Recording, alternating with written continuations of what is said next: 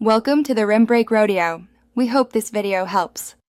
You start inside the Mm2 main screen. Make sure your connection is stable and you're logged in. Tap play, then select Custom Match and press Create Match. This is the essential first step because only a hosted custom allows forced modes.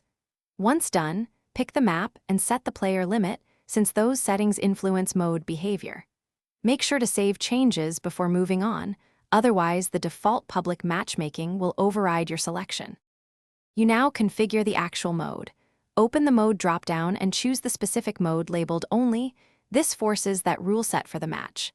Next, tweak supporting options like round time, item spawns, and roll ratios so gameplay feels balanced. These changes matter because they determine how rolls are assigned and how long rounds run.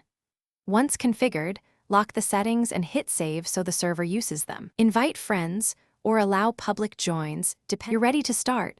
Press Start Match and check the lobby UI for the mode label to confirm it is active. If the mode didn't apply, reopen settings and resave. Sometimes the game reverts to defaults. Make sure everyone has the latest app version. Updates often fix mode selection bugs.